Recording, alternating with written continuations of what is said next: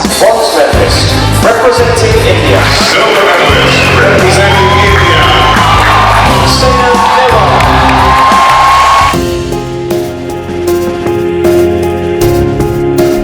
जो देश के लिए स्वर्ण पदक जीतते हैं, देश को किसी भी क्षेत्र में नंबर 1 पोजीशन पर लेकर जाते हैं, सरकार और प्रशासन उन्हें खुले हाथों से पुरस्कारित करती है, सम्मानित करती है।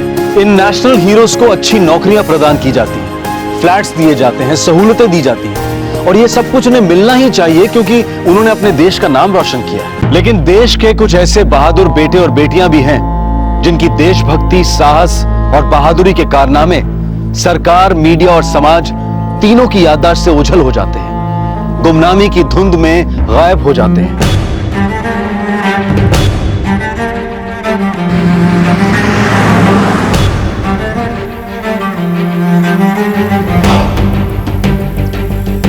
बोला ना तुम दोनों को, साहब जी ऑफिस में नहीं है।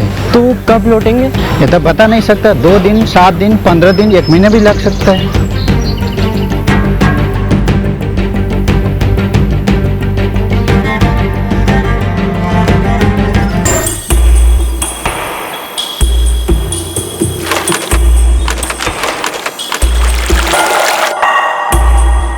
अरे दादा जरा संभाल के।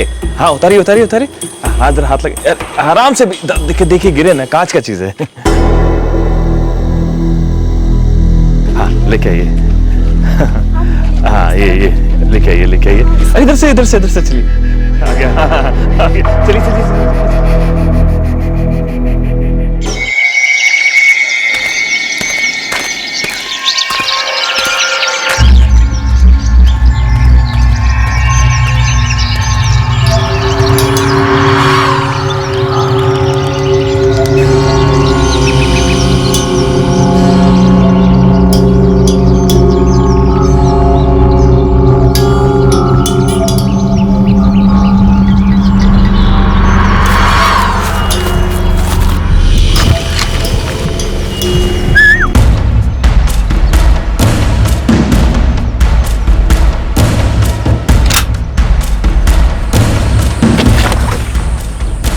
आराम से, अपना मंटू है।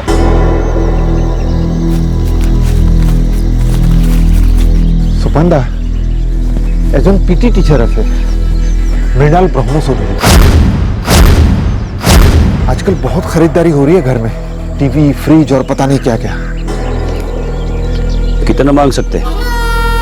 5 तो आराम से दे सकूंगा। चीरू, गोपी, ये काम तुम दोनों करोगे और हाँ, परसों तक पैसे हाथ में आ जाना चाहिए। इससे ज्यादा देर नहीं हो सकती, हमारी गोलियां खत्म होने को आई है। ये मोबाइल नंबर है मृणाल ब्रह्मचौधरी का, थोड़ा संभाल कर। हाँ, वो थोड़ा पहलवान टाइप आदमी है।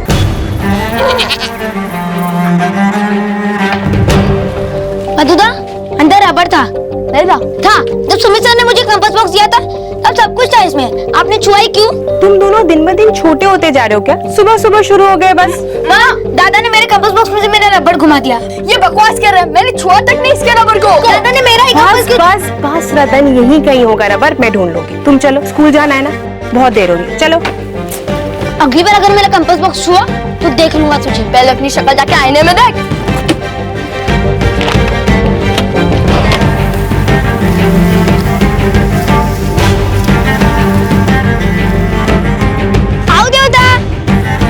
हाँ ठीक है, अच्छे से मन लगाकर पढ़ाई करना। अरविंद, अरे रतन, चल दौड़ लगाएगा। चल,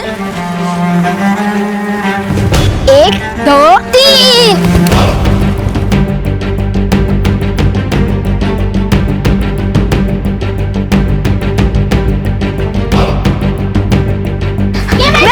मैं जीता। मैं पहले आया। क्या बेटा, बस यहीं पर हांफने लगे? तुम्हारे घर से स्कूल सिर्फ 1 किलोमीटर की दूरी पे और तुम्हारा ये हाल है। Come on fast, school class में जाओ। चलो चलो चलो, शाबाश। चलो क्लास में जाओ। Hello hello ब्रह्मचौधरी।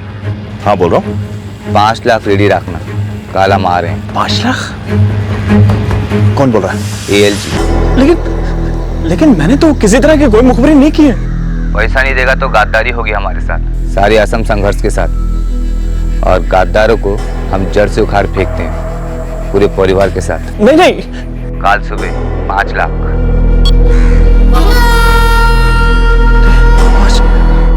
सन 2004 उत्तर पूर्वीय राज्य आसाम में अलगाववादी शस्त्र संगठनों के बीच पावर स्ट्रगल अपनी पीक पर था। अक्सर इन ऑर्गेनाइजेशन की फंडिंग एक्सटॉर्शन और किडनैपिंग द्वारा होती थी। अलगाववाद का रास्ता चुनने वाले ये युवक 24 घंटे सुरक्षा बल से लड़ रहे थे। उन्हें हर वक्त फंडिंग की जरूरत होती थी, हथियारों के लिए, खबरियों के लिए, बेसिकली जिंदा रहकर लड़ने के लिए। राजधानी गुवाहाटी से लगभग 40 किलोमीटर दूर कामरूप जिले में डाकुआपाड़ा गांव पड़ता है। वहां के एक स्कूल के पीटी टीचर को एएलजी नामक अलगाववादी गुट से 5 लाख रुपए की मांग आई और उसे पूरा करने के लिए सिर्फ 1 दिन का समय दिया गया।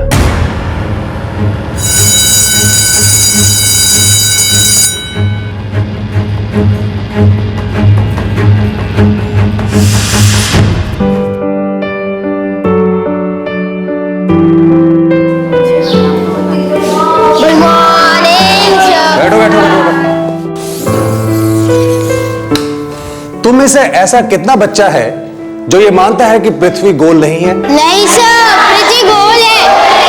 पृथ्वी गोल है? हाँ। तो फिर यहां पर रहने वाले सभी लोग नीचे क्यों नहीं गिर जाते? अरविंद, आप बेंच पे खड़ा हो जाओ। सर मैंने कुछ नहीं किया। अरे कुछ किया नहीं है, करोगे, खड़े हो जाओ। अब आप ऊपर की तरफ कूदो। कहां गया, कहां गया, किधर गया, कहां गया भाई? सर मैं यहाँ हूँ। ये यहां क्या कर रहा है? तू तो ऊपर गया था ना। बैठो बैठो। हम इंसानों का एक दोस्त होता है ग्रेविटी, गुरुत्वाकर्षण। ये हमें कस के पकड़ के रखती है, ना गिरने देती है ना उड़ने देती है। जैसे ये किताब ना गिर रही है ना उड़ रही है, समझे? फिर सर ये जो चांद, सितारे और दूसरे ग्रह है, ये सब नीचे क्यों नहीं गिरते? Very good question. देखो बच्चों, क्या होता है कि ये बॉल स्थिर है, ये अपने आप से बिल्कुल भी नहीं हिल सकती। मैं ए और ये बी, मैं इस बॉल को अब फेंकूंगा। कैच। Very nice. अभी क्या हुआ? इस पूरी क्लास के अंदर ये बॉल किसी और के पास नहीं गया, रतन के पास क्यों गया? क्योंकि आपने मेरी तरफ फेंका। Very nice. अभी क्या हुआ कि मैंने ताकत लगाकर इस बॉल को एक निर्धारित दिशा में फेंका। एक बात हमेशा याद रखो, कोई भी चीज अपने आप से 1 इंच भी नहीं हिल सकती जब तक बाहर की कोई ताकत आकर उस पर अपना प्रभाव ना लगाए। यह है न्यूटन का पहला लॉ ऑफ इनर्शिया। समझे? Very good.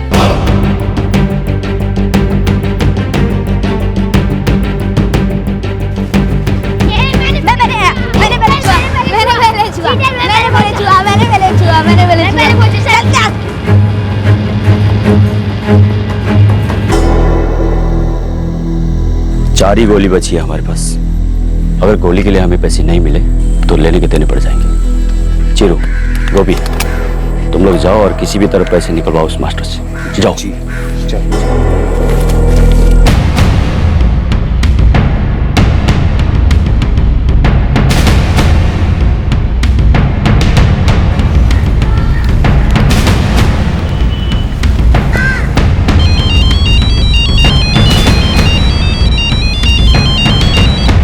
हेलो मास्टर जी, चुपचाप स्कूल के आंगन में आके पैसा हमारे हवाले कर दो। भाई सुनो तो सही, आप सुन ही नहीं रहे हैं मेरी बात। बाहर आके सुनाना, पहले पैसा हमें दे दो। हम स्कूल के आंगन में आपका इंतजार कर रहे हैं।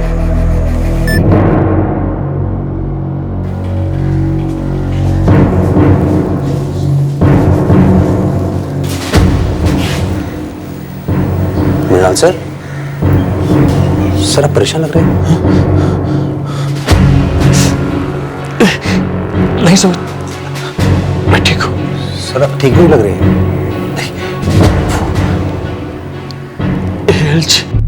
Assam liberation group?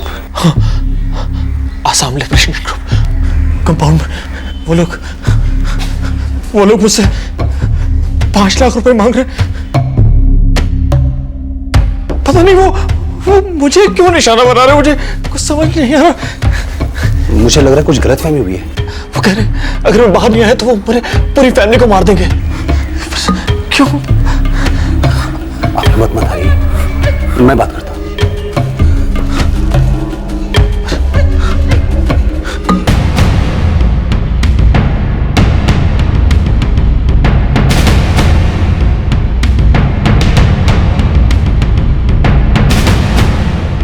पैसा कहाँ है? देखिए 2 मिनट बात करते हैं हम लोग। पहले पैसा दो। पैसा कहाँ है? देखिए आपको कोई गलतफहमी हुई है, पैसा नहीं है। गलतफहमी तुझे हुई है मिनल मास्टर। देखिए मेरी देखो, हम लोगों को सिर्फ 5 लाख रुपए चाहिए। जिसके पास जितना पैसा है वो सब लेके आ जाए, नहीं तो हम सबको खत्म कर देंगे। हमारे पास ग्रेनेड भी है, सबको उड़ा देंगे।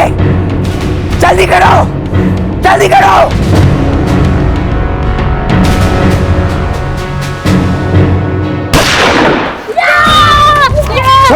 छोड़।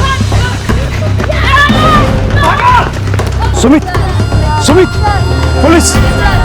अरे कोई पुलिस को बुलाओ! पुलिस को बुलाओ!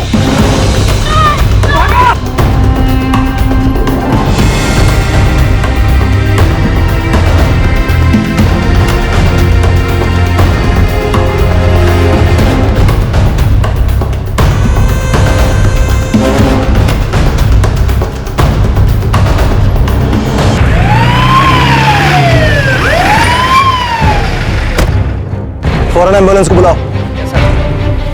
किधर गए? वो लोग जंगल की ओर भागे ऑफिसर, और उनके पीछे पीछे हमारे 2 स्टूडेंट्स रतन और अरविंदो, वे लोग भी पीछे भागे। एक एक्शन यूनिट यहाँ पर तैनात करो। मैं नागेश और चेतन को लेकर जंगल की तरफ जा रहा हूँ। कौन फास्ट करो आप।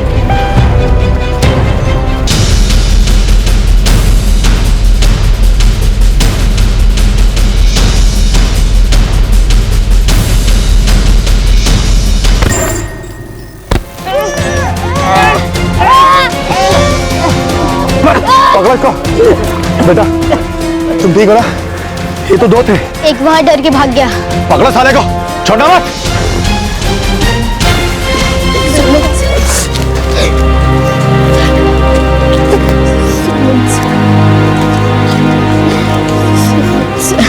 और यहाँ पर लाने से पहला इनका मौत हो चुका है।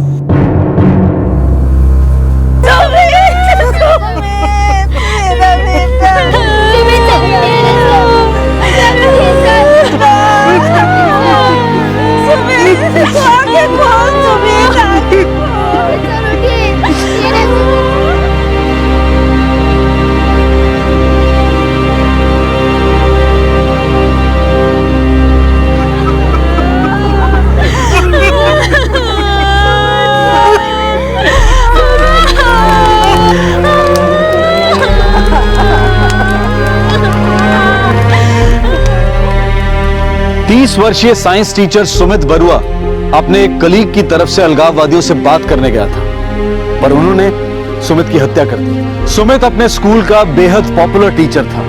स्टूडेंट उससे बहुत प्यार करते थे। स्कूल के 2 बच्चों अरविंद और रतन के लिए वो हीरो था, रोल मॉडल था।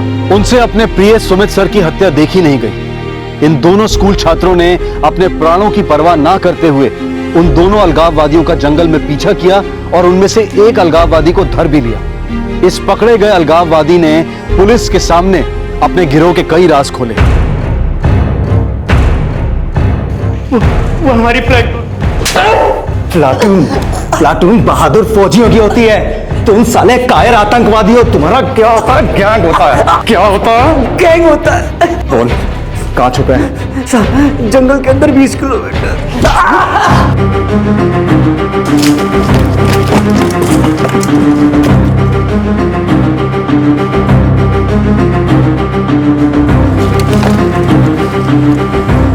आग गर्म, वो ज्यादा दूर तक नहीं गए। चलो।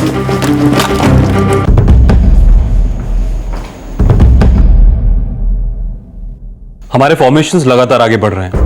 उनके 2 मेंबर्स पकड़े गए हैं, लेकिन बाकी के टेररिस्ट जंगल के और अंदर तक जा चुके हैं। सर अंदर तड़पेंगे, कब तक रह पाएंगे अंदर? चाहे जितना भी अंदर चले जाएं, हम साये की तरह उनका पीछा करेंगे। बाय द वे, उस पकड़े हुए आदमी ने कुछ कहा? उसके सरदार का नाम सोपन बरुआ है। सोपन बरुआ, ये नाम तो हमारे इंटेलिजेंस के रडार पे भी है। फिलहाल हमने स्कूल को कवर प्रोवाइड कर दिया है। हम लोग पूरी तैयारी में।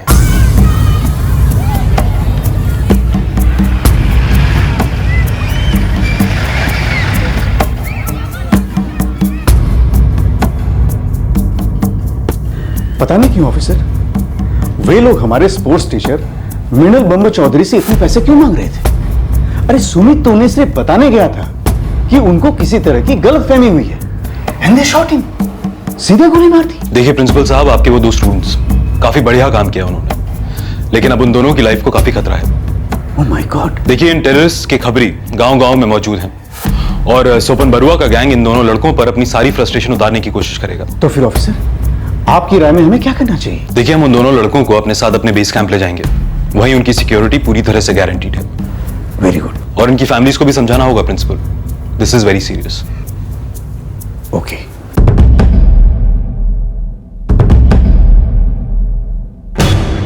आपके बेस में हमारे लड़के लोग क्यों रहेंगे साहब? इन्हें यहाँ अपने ही गांव में सुरक्षा नहीं मिल सकता क्या? देखिए, आपके लड़कों ने एक खतरनाक आतंकवादी गुट के मेंबर को पकड़कर हमारे हवाले किया है और अब वो लोग इन दोनों लड़कों के खून के प्यासे होंगे। हमारे लिए इन दोनों को यहाँ पर प्रोटेक्ट कर पाना थोड़ा मुश्किल है। बेस कैंप ही सबसे बेस्ट रहेगा, एटलीस्ट कुछ समय के लिए। कुछ समय के लिए? कितने समय के लिए साहब? देखिए, जब तक हमें ये ना लगे कि ये दोनों अब वापस घर आ सकते हैं। लेकिन साहब, इनका स्कूल? अर्नब जी, मलाया जी, आपके लड़कों ने आपका, देश का, स्कूल का, असम का सबका सर ऊंचा किया। उन्होंने जो किया है वो रोज रोज नहीं होता और हम जानते हैं कि वो दोनों अभी बच्चे हैं, उनका घर है, स्कूल है, सब कुछ है, लेकिन एडजस्ट तो करना ही पड़ेगा। स्कूल मिस करना होगा। क्या बात करते हैं साहब, परीक्षा सर पर है, इनका तो पूरा साल खराब हो जाएगा। जी नहीं होगा, मैंने स्कूल के प्रिंसिपल से बात कर ली है, ये लोग वापस आकर अपनी सारी परीक्षाएं दे पाएंगे। मतलब आप इन्हें वहां पर लंबे समय तक रहने के लिए लेके जाना चाहते हैं? आप भी तो अपने बच्चों की एक लंबी उम्र चाहते हैं ना, तो प्लीज हमारे साथ कोऑपरेट कीजिए।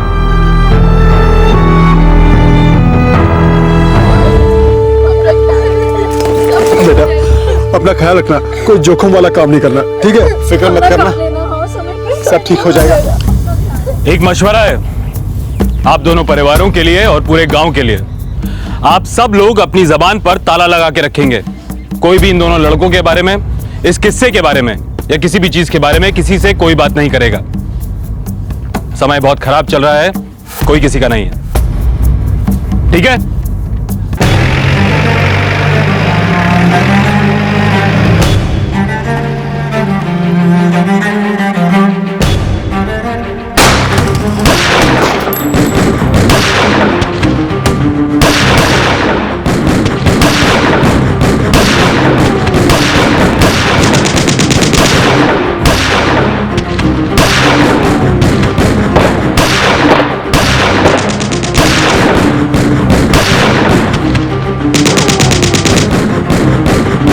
अलगाववादियों और शस्त्र बलों के बीच मुठभेड़ जारी रही।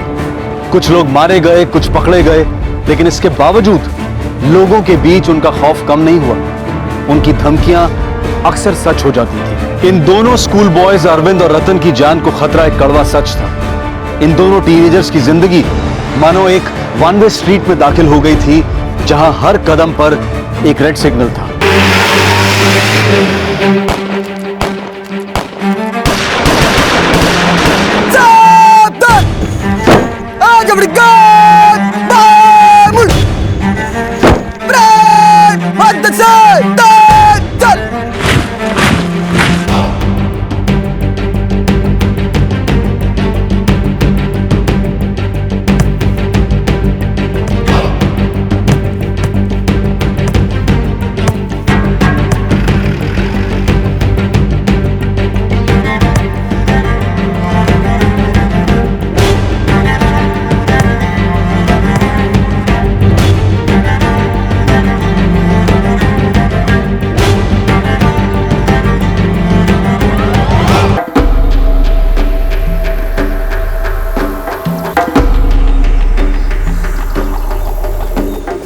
मैंने तो सुना जंगल में 5-6 किलोमीटर तक दौड़कर उन दोनों लड़कों ने उन लोगों का पीछा किया। का कौन क्लास पहुंचिल है? नहीं दादा, हमको ये सब नहीं पता। नाम तो पता होगा दादा, जब फौजी यहाँ आई थी तब आप कहाँ थे? या नहीं थे कि? नहीं था। क्यों, क्या हुआ? अरे अगर आप उन दोनों बच्चों का नाम भी लिया ना तो दाएं दाएं फौजी आपको गोली मार देगी। मतलब लड़के फौजियों की हिरासत में हैं, उनके कैंप में? क्यों? नहीं दादा, हमको वो सब नहीं पता।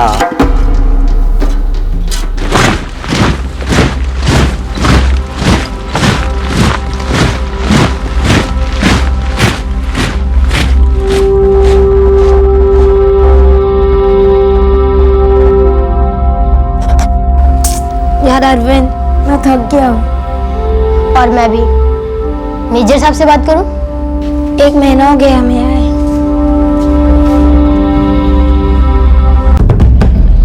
आई अंडरस्टैंड बॉयज कि ये माहौल तुम्हारे लिए एकदम अलग है, लेकिन वो अब तक तुम लोगों के लिए घात लगाए बैठे हैं। हम लोग उनसे लड़ रहे हैं, लेकिन ये लड़ाई कुछ दिन तक और चलेगी। घर की याद आ रही है। माँ देवता, कितना समय हो गया, देखा तक नहीं उन्हें। देखो बॉयज, मजबूत बनना पड़ेगा हमारे जवानों की तरह।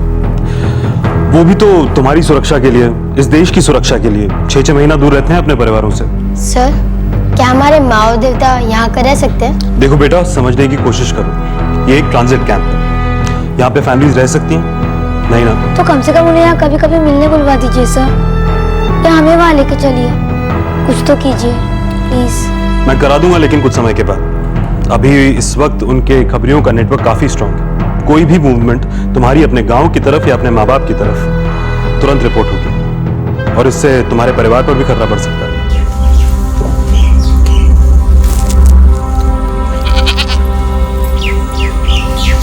2 महीने हो गए, रतन की कोई खबर नहीं। मेरी फौजियों से बात हुई थी पारोमिता, वो कह रहे थे कि अभी ठीक समय नहीं है उन्हें घर भेजने का।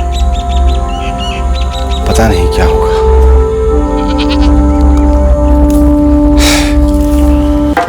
नमस्कार मलोदा। नमस्कार नमस्कार।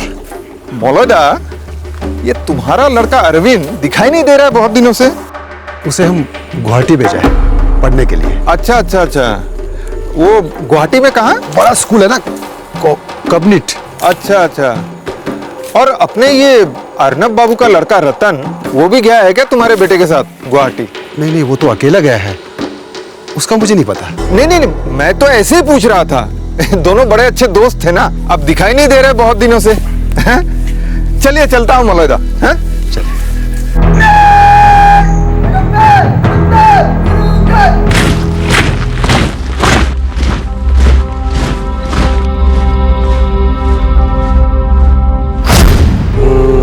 Catch, very nice.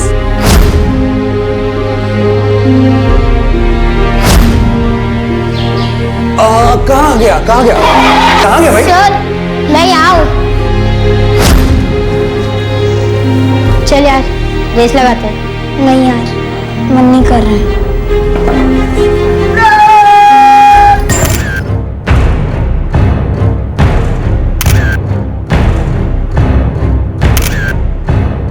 सन 2004 खत्म हुआ और 2005 शुरू हुआ।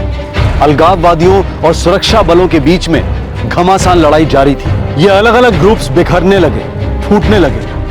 आखिरकार बहुत सारी अलगाववादी गतिविधियां कम होती गई। कई अलगाववादियों ने मौत से आंख मिचोली से हताश होकर सरेंडर कर दिया। ये नौजवान दोबारा से नॉर्मल जिंदगी जीना चाह रहे थे, और इस सब की वजह से अरविंद और रतन के लिए भी अपने अपने घर जाने का समय आ गया।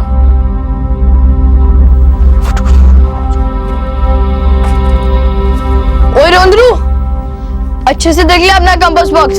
सारी की सारी चीजें वही हैं, कोई भी चीज इधर से उधर नहीं हुई है, समझा?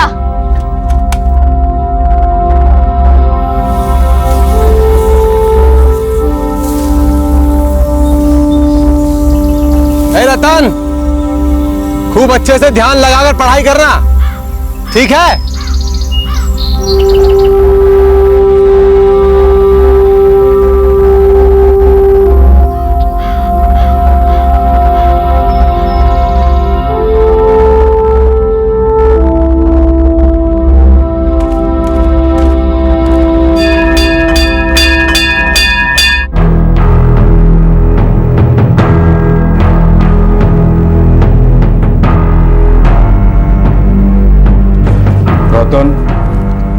और अरविंदो, हम सभी टीचर्स और बोर्ड ये जानते हैं कि तुम लोगों पे क्या बीती है। इतने दिनों से स्कूल से बाहर रहना, पढ़ाई के बिना रहना इतना आसान नहीं होता। लेकिन बेटे, आगे बढ़ने के लिए एग्जाम्स तो देने ही पड़ेंगे। इसलिए हम स्कूल वालों ने यह फैसला लिया है कि तुम दोनों के लिए दोबारा से एग्जाम लिया जाए। लेकिन हाँ, एग्जाम्स तुम दोनों को पास करने ही पड़ेंगे।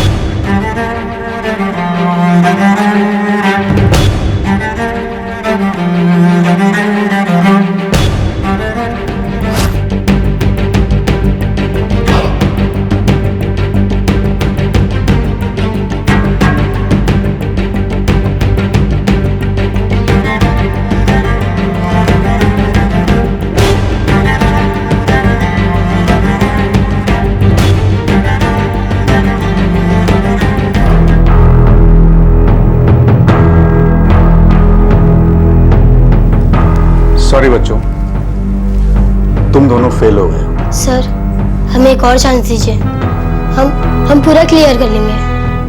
आप हमारी हालत जानते हैं, मिलिट्री कैंप में थे, ठीक से पढ़ ही नहीं पाए। सर अभी घर लौटे, थोड़ा टाइम चाहिए।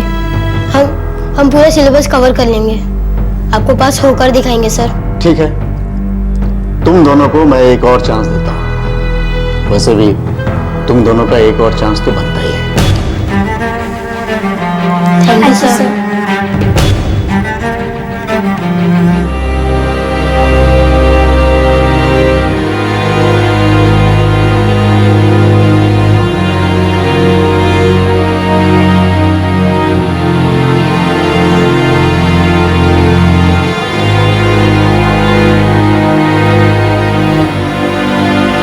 अच्छा लगता है बेटा तुम्हें इतनी मेहनत करते हुए देखकर, इतनी पढ़ाई करते हुए देखकर। देवता कुछ किताबें चाहिए, कुछ गाइड्स भी खरीदनी होंगी। हाँ हाँ, कितना खर्चा हो जाएगा?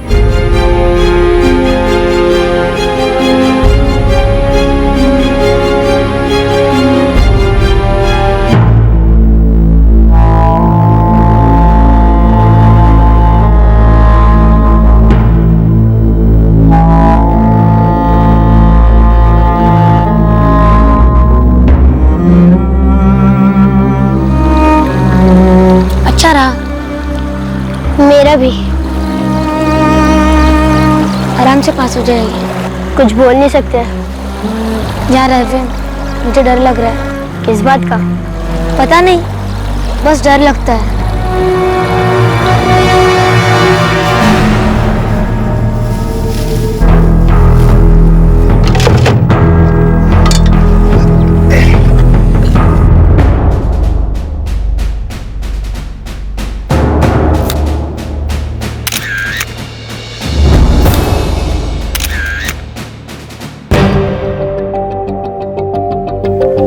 ICCW, Indian council for child welfare, ये लोगों ने हमारे पास फॉर्म भेजे थे ये दोनों बच्चों के लिए, रतन और अरविंद के लिए, और मैंने भरकर भेज दिया था। ये सोचा कि क्या पता, हो सकता है कि इन दोनों बहादुर बच्चों को राष्ट्रीय बहादुरी पुरस्कार के लिए नॉमिनेट कर लिया जाए। और खुशी की बात यह है कि हमारे दोनों बहादुर बच्चों को नॉमिनेट कर लिया गया। दिल्ली बुलाया इन दोनों को, प्रधानमंत्री अपने हाथ से इन दोनों को पुरस्कृत करेंगे, और फिर ये दोनों बच्चे, बल्कि सभी बच्चे राष्ट्रपति से भी मिलेंगे, और फिर सभी बच्चे 26 जनवरी के दिन परेड में भी शामिल होंगे, राजपथ पर। गांव वालों, ये पहली बार ऐसा हो रहा है कि हमारे गांव का कोई सदस्य को इतना बड़ा पुरस्कार मिलने जा रहा है। अरविंद और रतन ये दोनों दिल्ली जा रहे हैं बहादुरी पुरस्कार में समारोह में हिस्सा लेने, और प्रधानमंत्री इनको पुरस्कार प्रदान करेगा और ये राष्ट्रपति से भी मिलेंगे। वाह बच्चों वाह, तुम दोनों ने ना इस गांव का नाम रोशन कर दिया।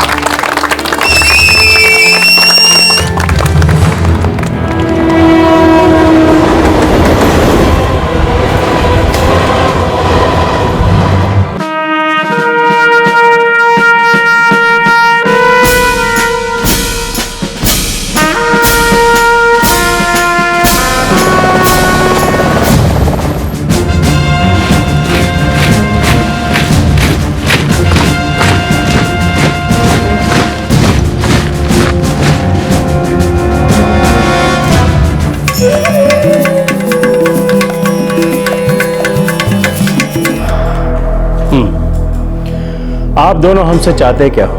हमें नौकरियां चाहिए सर, कोई भी सरकारी नौकरी चलेगी सर, बस परमानेंट हो। हम जान लड़ाकर काम करेंगे सर। मैं कोई उद्योगपति या किसी सरकारी नौकरी का ठेकेदार तो हूँ नहीं, ज्यादा से ज्यादा मैं आपका नाम रिकमेंड कर सकता हूँ। आप एक शब्द भी कहेंगे तो हमें कोई भी नौकरी दे देगा। आप हमारे जिले के राजा से कम नहीं सर। बस बस, ये राजा बाजा दोबारा बोलने की जरूरत नहीं है।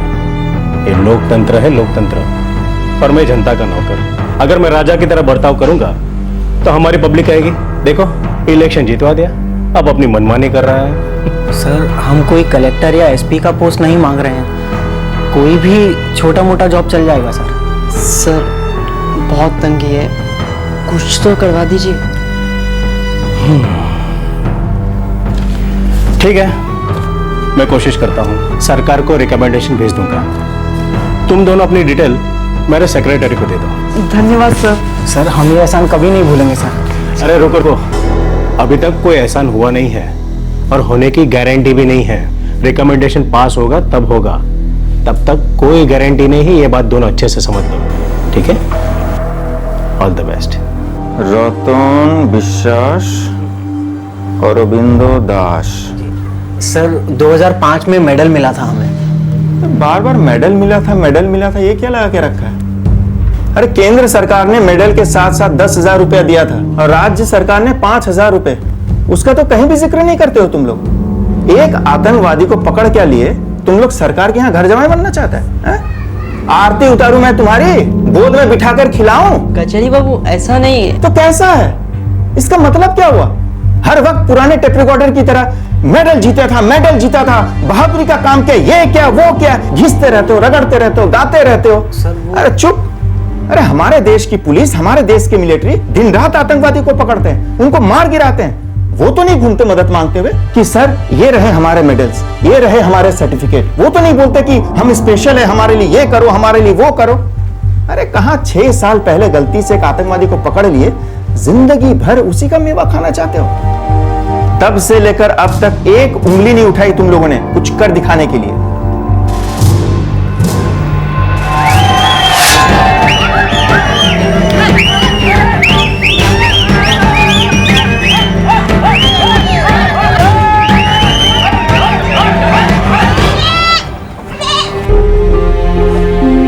मेरा बेटा सुमित अब तुम्हारे अंदर जीता है। आओ गले लग जाओ मेरे बच्चों, आओ मेरे पास आओ।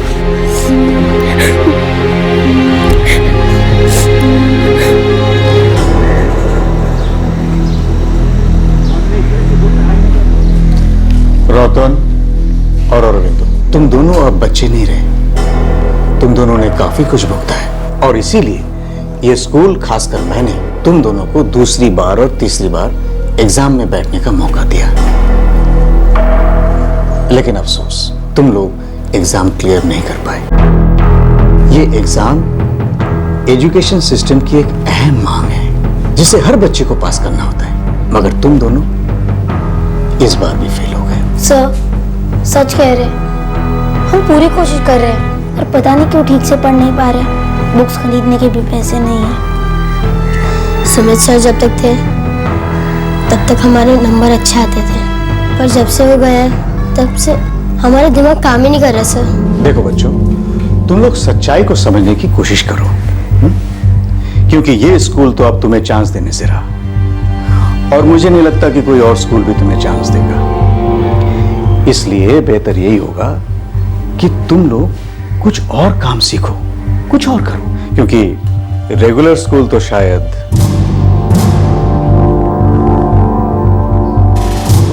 बहादुरी पुरस्कार के साथ जो भी धनराशि मिली थी, अरविंद और रतन ने उसे अपनी पढ़ाई पर खर्च कर दिया। किताबें, गाइड्स, एग्जाम फॉर्म्स वगैरह पर। इन दोनों के परिवार वाले भी इनके पीछे चट्टान की तरह खड़े हो गए थे।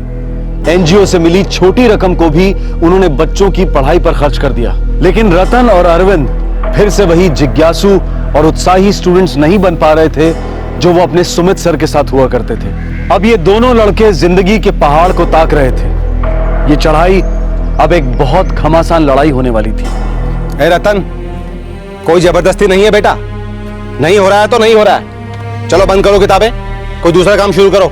लेकिन देवता। अरे क्या तेरा लेकिन वेकिन रे हैं? तेरी पढ़ाई के लिए किताबें कहां से आएंगी? कहां से हम इतना खर्चा उठाएंगे? देख बेटा, अब तुझे हाथ पैर मारना होगा, जिंदगी के समंदर में तैरना होगा। समझ गया बेटा? देख अरविंद, तुमने जान लड़ा दी पढ़ाई के लिए, पूरा कोशिश किया। हाँ देवता। बस अब आगे बढ़ेंगे। तू समझदार है, देख सकता है अब मुझसे अकेला ये घर संभाला नहीं जाता है। एक से भले दो हाथों से भले 4। दिल छोटा ना कर। तुमने और रतन ने बहुत बहादुरी का काम किया है। मेडल वेडल सब अच्छा चीज है, पर रोजी रोटी कमाना भी बहादुरी का काम है। इससे मेडल तो नहीं मिलता है, भूख तो मिटती है, छत तो मिलता है।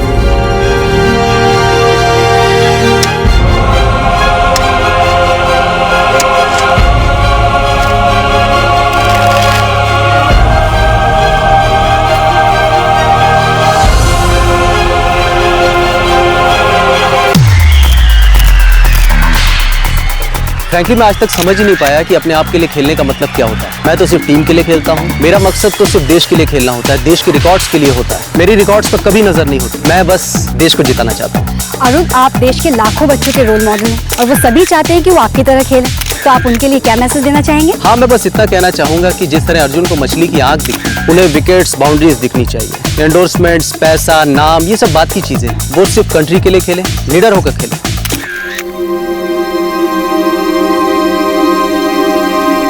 भैया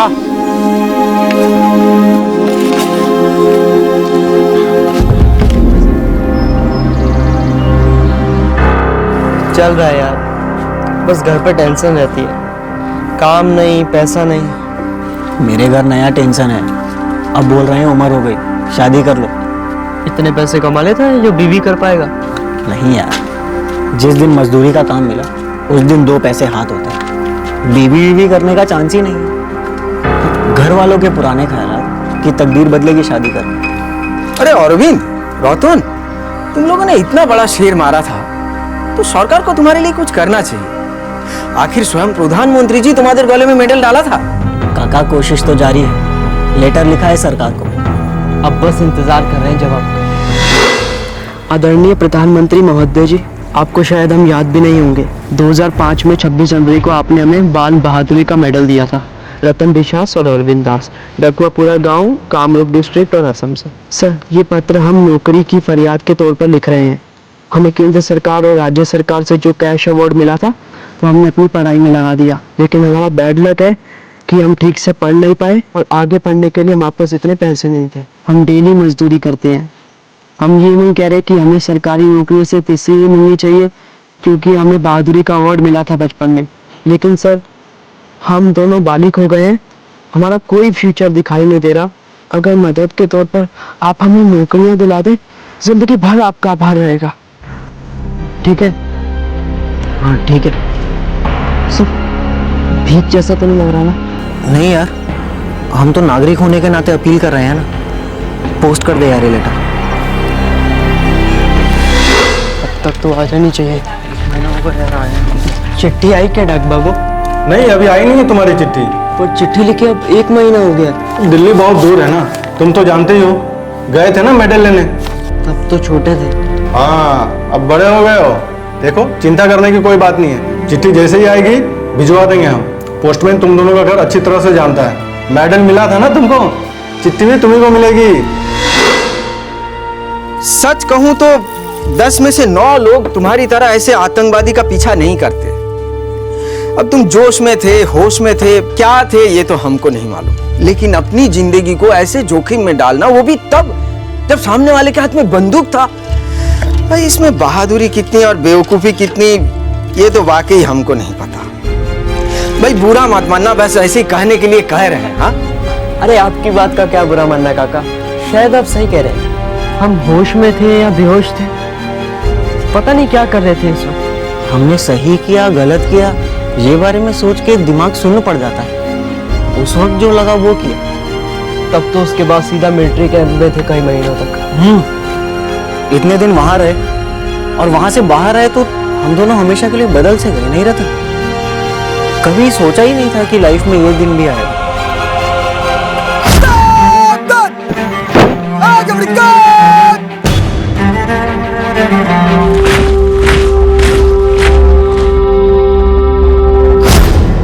अच्छा, जब इतने समय से तुम लोग मिलिट्री कैंप में रहे हो तो वहीं जाकर क्यों नहीं नौकरी वोकरी मांग लेते? क्रिकेट द्वारा देश की शान बढ़ाने के लिए भारतीय क्रिकेट टीम के रन मशीन कहलाने वाले अरुण बत्रा को आज भारतीय सेना ने ऑनरेरी मेजर के खिताब से पुरस्कारित किया। ये खुशी मैं आज बयान नहीं कर सकता। ये पोस्ट, ये यूनिफॉर्म मेरे बचपन का सपना था जो आज सच हुआ है। I love my India.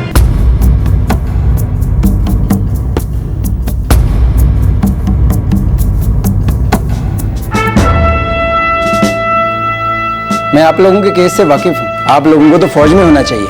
Thank you sir. Sir आप ही कुछ कर सकते हैं। जो भी करना है आप दोनों को करना है। आर्मी की जॉब के लिए कुछ सिलेक्शन प्रोसीजर होते हैं, टेस्ट देना पड़ता है, एग्जाम होते हैं। हम तैयार हैं सर। हम सब टेस्ट दे देंगे सर, बस एक मौका मिलना चाहिए। जरूर, गिव योर बेस्ट शॉट। लेकिन इस साल तो एग्जाम की डेट निकल चुकी है, अभी आप लोगों को अगले साल अप्लाई करना पड़ेगा, ठीक है? और कुछ? वहाँ काम जरूर मिलेगा। मुझे भी ऐसा लगता है, अगले साल फॉर्म निकलते ही भर दूंगा। हो जाएगा तो बहुत अच्छी बात है बेटा। फौज में जवान की तनख्वाह भी अच्छी होती है और शायद रहने को घर भी मिल जाएगा। अरे माँ, बहुत लोग काम करते हैं वहाँ पे। मैंने और रतन ने वहाँ 4 महीने काटे। सब जानते हैं वहाँ कैसे चलता है। हमें तो वो जरूर ले लेंगे। तुम दोनों ने फौजी नौकरी के बारे में पहले ही सोच लेना चाहिए था। वैसे काम भी तो तुम लोगों ने फौजियों जैसा ही किया था। तुम जैसे बहादुरों की जरूरत फौज में है। हाँ देवता, हम लोगों को पहले ही अप्लाई कर देना था आर्मी में। चलो देर से पर दुरुस्त। सुमित बरुआ, रतन और अरविंद का प्रिय साइंस टीचर किसी दूसरे टीचर के हित में अलगाववादियों से समझौता करने गया था। सुमित एक सरकारी नौकरी में था। उसकी मृत्यु के बाद उसके बच्चों को फ्री एजुकेशन प्रदान की गई। उसकी विधवा और परिवार वालों के लिए हर महीने पेंशन की व्यवस्था की गई। सुमित के हत्यारों को पकड़ने वाले अरविंद और रतन अपने लिए एक स्टेबल जिंदगी बनाने की हर कोशिश कर रहे थे। कोई भी स्टूडेंट जिसे ब्रेवरी अवार्ड मिलता है उसे कुछ कंसेशन दिए जाते हैं। ग्रेजुएट होने तक पूरी एजुकेशन स्पॉन्सर की जाती है। देश भर के इंजीनियरिंग और मेडिकल कॉलेजेस में उनके लिए रिजर्वेशंस होती हैं। किसी भी क्षेत्र में पढ़ने के लिए उनकी सहायता की जाती है। साल 2011 में अरविंद और रतन को ब्रेवरी अवार्ड मिले हुए 6 साल हो चुके थे। उन्होंने आर्मी में भर्ती होने के लिए अप्लाई किया।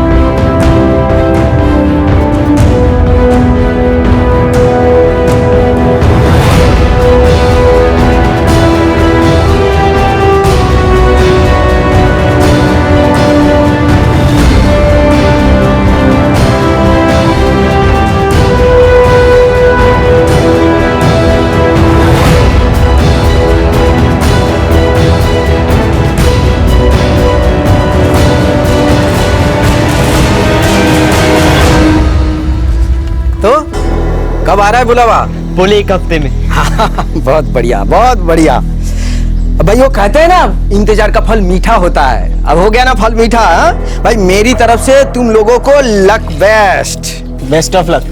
हाँ हाँ वही, बेस्ट ऑफ लक। अब नैया पार हो जाए तुम लोगों की बस।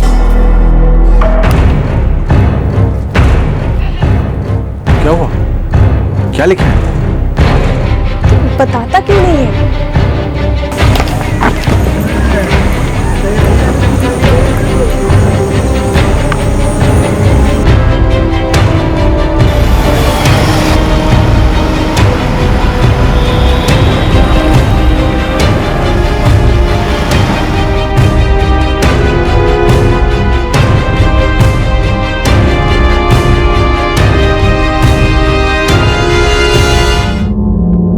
इतने सालों के बाद तुम दोनों को देखकर अच्छा लगा।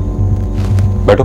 देखो ऐसा है कि हमारी फोर्स की कुछ मिनिमम रिक्वायरमेंट्स होती हैं, फिजिकल, मेंटल, सब कुछ। तुम दोनों ने वो सारे टेस्ट दिए, नंबर कम पड़ गए, सिलेक्ट नहीं हुए। अब इस फैसले को मैं तो क्या कोई भी नहीं बदल सकता। सर हमने खाली हाथों एक आतंकवादी को पकड़ा था, वो भी बचपन में। सर हमें फौजी बनाइए, हम कमाल करके दिखाएंगे सर। अब मैं तुम दोनों को कैसे समझाऊं कि जो तुमने सालों पहले किया था वो एक जुनून में किया था। उस वक्त के अरविंद और रतन और आज के अरविंद और रतन में जमीन आसमान का फर्क है। क्या फर्क है सर? बताइए भी तो सर। तो सुनो फिर, ये वो फाइल है जिसमें तुम्हारे रिजेक्ट होने के कारण है। मैंने अच्छी तरह से पढ़ी है। तुम रतन अपने फिटनेस के एग्जाम में फेल कर गए और तुम्हारी फिटनेस पर एक बहुत बड़ा सवालिया निशान है। और तुम अरविंद पूरे 4 इंच कम पड़ गए। आर्मी की मिनिमम हाइट रिक्वायरमेंट से पूरे 4 इंच कम हो तुम।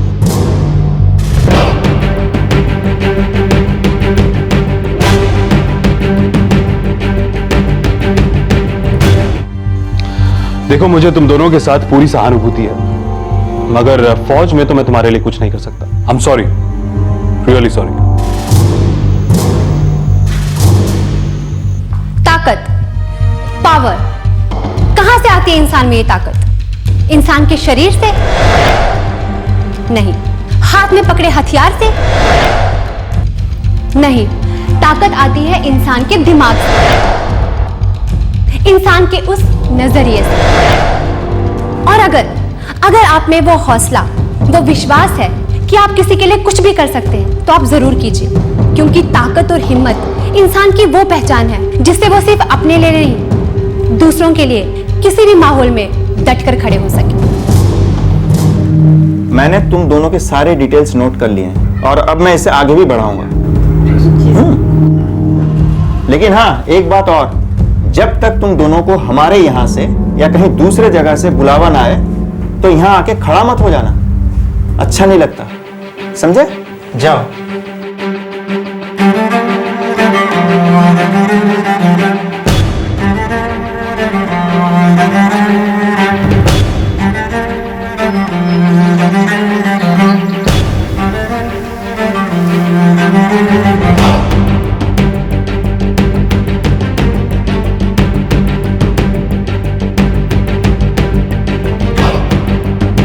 रतन और अरविंद की कहानी प्रिंट मीडिया ने साल 2012 में उठाई। ये दुखद कहानी हमारे समाज को आईना दिखा रही थी। इन दोनों बच्चों ने अद्भुत बहादुरी का प्रमाण दिया था। इन दोनों को पौधों की तरह से सींचकर एक मजबूत पेड़ बनाने की आवश्यकता थी। उन्होंने जो किया वो सारे देश के युवाओं के लिए एक इंस्पायरिंग एग्जाम्पल है। हमें ऐसा लगता है कि ऐसी मिसाल कायम करने वाले युवकों के साथ न्याय होना चाहिए। उन्हें मदद का वो हाथ मिलना चाहिए जो उन्हें एक मजबूत और आदर्श नागरिक बनाएगा। हेलो, ये ICCW गुवाहाटी का ऑफिस है? यस मैम, मुझे आपसे एक इम्पोर्टेंट केस के बारे में बात करनी थी। कौन सा केस? ये 2005 का केस है, रतन बिस्वास और अरविंद दास। मैम, ये डकुआपारा आसाम का केस है, कामरूप डिस्ट्रिक्ट। रतन और अरविंद ने एक बहुत बहादुरी का काम किया था। हाँ, शायद सुना है मैंने। उनके बारे में क्या बात करना है? मैम, तब वे बच्चे थे और अब 7 साल बाद उनकी उम्र 22-23 साल की हो चुकी है और उनकी हालत काफी खस्ता है। और जहाँ तक कि मैं जानती हूँ, ICCW सभी ब्रेवरी अवार्ड विजेताओं की एजुकेशन और ऑल ओवर डेवलपमेंट के लिए काफी सक्रिय है। मैं आपसे अपील करना चाहती हूँ कि इन दोनों के लिए भी कुछ किया जाए। रतन बिस्वास और अरविंद दास। ओके, ठीक है, मैं देखती हूँ। मुझे उन दोनों के रिकॉर्ड चेक कर लेने दो। अगर हमारी तरफ से कोई खामियां रह गई है तो मैं उन्हें जरूर रेक्टिफाई करवा दूंगी। Thank you ma'am.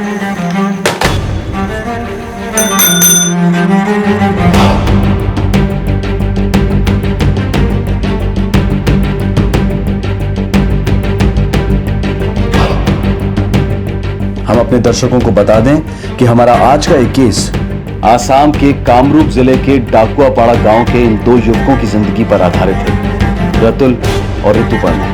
रतुल और ऋतुपर्णा की दास्तां हमें प्रिंट मीडिया के एक न्यूज आर्टिकल से पता चली और हमने ये बात ICCW के आसाम स्टेट ब्रांच के अधिकारियों के सामने रखी। ICCW आसाम से रातुल और ऋतुपर्णा को हालांकि हम ही लोगों ने नॉमिनेट किया था ब्रेवरी अवार्ड के लिए, पर पहले हम लोगों ने ये कोशिश किया था उन लोगों से मिलने की, कांटेक्ट करने की, पर कुछ लैप्सेस हमारी तरफ से ऐसी हो गई हैं कि कांटेक्ट नंबर नहीं मिला और जब हम लोग चाह रहे थे तो उनसे मिले नहीं, तो उनको कुछ सहायता नहीं कर पाए। ICCW के आसाम स्टेट ब्रांच के अधिकारियों ने बहुत ही खेद व्यक्त करते हुए और अपनी भूल सुधारते हुए रतुल और ऋतुपर्णा को ICCW के गुवाहाटी ऑफिस में बुलवाया और आश्वासन दिया कि उन दोनों को अपनी जिंदगी में कुछ करने का और आगे बढ़ने का अवसर दिया जाएगा। रातुल और ऋतुपर्णा, आप दोनों का फॉर्म भर लिया है मैंने और आप लोगों का पेपर्स भी चेक कर लिया है और आप लोगों को जितनी हो सके आप लोगों के क्वालिफिकेशंस के मुताबिक अच्छी से अच्छी नौकरी दिलवाने की कोशिश करेंगे हम लोग। उसके लिए हम लोग आप लोगों को चीफ मिनिस्टर से भी मिलवाएंगे और गवर्नर साहब से भी मिलवाएंगे और जितना हो सके हम लोग करेंगे।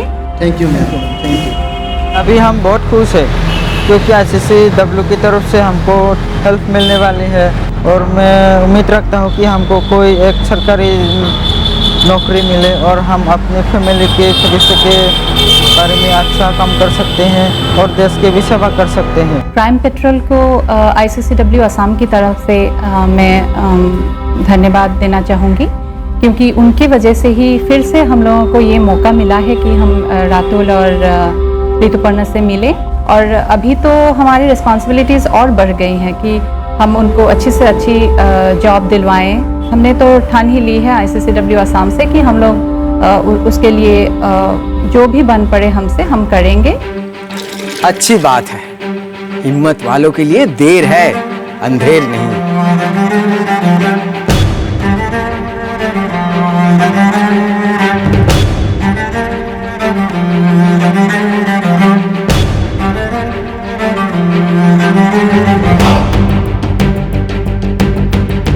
हमें विश्वास है और पूरी उम्मीद है कि ये दो नौजवान जो पिछले 7 सालों से नाउम्मीदी की दीवार पर अपना सर पटक रहे थे, अब इनके साथ ऐसा नहीं होगा। इन्हें नई दिशा मिली है, अवसर मिला है और ये उसका लाभ उठाकर अपनी जिंदगी में कुछ कर दिखाएंगे। अपॉर्चुनिटी की खिड़की हर इंसान को मिलनी चाहिए। अब वो इस खिड़की से बाहर निकलकर आसमान छूता है, 1-2 पायदान चढ़ता है या फिर नीचे गिरता है। ये हर एक की अपनी कैपेसिटी है, अपना हार्डवर्क है और शायद थोड़ा सा हिस्सा किस्मत का भी है। लेकिन अवसर मिलना किस्मत नहीं होना चाहिए, ये एक संवैधानिक अधिकार होना चाहिए। देश के लिए जीता गया कोई स्पोर्ट्स वर्ल्ड कप या कल्चरल अवार्ड और देश की सुरक्षा के लिए अपनी जान पर खेलकर किसी अलगाववादी को पकड़ना, इन दोनों में अंतर करना बहुत बड़ा अन्याय है। अलगाववादियों के खिलाफ लड़ने वाले आम नागरिक भी उतने ही बड़े हीरो हैं जितने कि ओलंपिक्स में मेडल लाने वाले और क्रिकेट में रिकॉर्ड्स बनाने वाले।